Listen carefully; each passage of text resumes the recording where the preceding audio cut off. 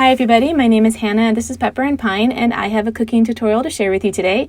We are using this book called the Ghana Cookbook by Fran Osio Aseri and Barbara Beta as inspiration for today's recipe.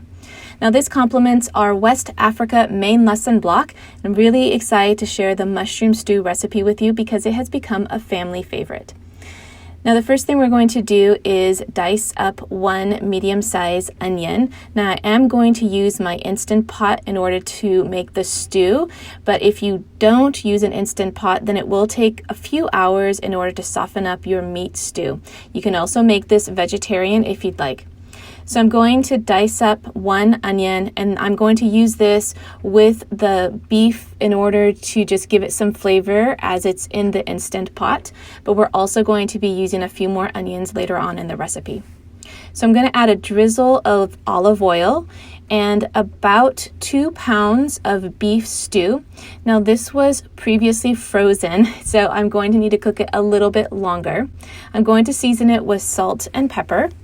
This recipe is flexible. It's a pretty easy recipe to make wherever you are in the world because it doesn't call for very specific ingredients that you would only find in West Africa.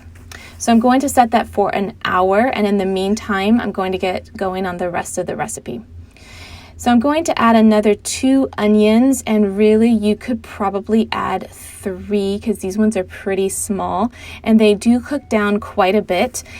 We're also going to add ginger and garlic, and this is where using the fresh ingredients really brings out the flavor in the final stew. And because we've made this several times, I've been able to make it a little bit different each time. And when you use the powdered ginger and powdered garlic, it really does have a different flavor than when you use fresh.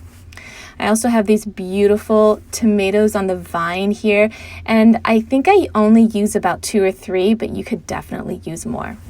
And then fresh garlic. There's nothing like fresh garlic for a recipe, especially when you put all of these things together and just kind of let them slowly come to a simmer. It makes the whole kitchen smell amazing. I am using my cast iron Dutch oven by La Creuset, and you want to bring it up to temperature slowly. You don't want to make this super hot or add super cold to it.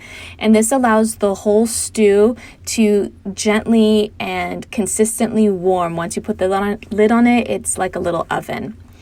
So next we're going to work on the mushrooms while everything on the stove kind of simmers away and while our meat is cooking in the Instant Pot.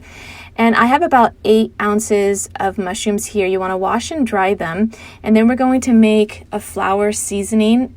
And I'm using about 3/4 cup of flour with some Aleppo pepper, some black pepper, some garlic, and some salt. Now at this point you could add other seasonings as well, but we're going to keep it pretty simple.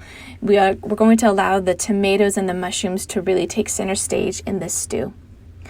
So I've got some olive oil in a small dish, and I'm going to coat each of those mushrooms with a little bit of olive oil, and then I'm going to put it into the flour and gently coat each one with some flour. Now in the past, I would fry this up separately and then add the onions and the tomatoes. But in this case, we're going to go ahead and add it to our onions and our tomatoes. Both ways are really delicious. I'm also going to add 2 heaping tablespoons of tomato paste, and that just really brings out the tomato flavor. Since we only have the fresh tomatoes, adding some tomato paste or tomato sauce really brings out the tomato flavor. Next, we're adding those mushrooms back into our tomatoes and onions. You can really see how that's cooked down. So our beef stew is now done. It's nice and soft and ready to transfer back into our mushroom stew. We want to take a lot of that broth and put it back into that stew. That's what's going to bring those flavors together. I add about 6 cups back into the stew.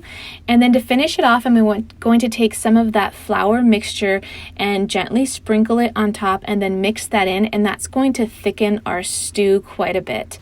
Now we eat this stew just as it is, but you can also eat it over plain white rice.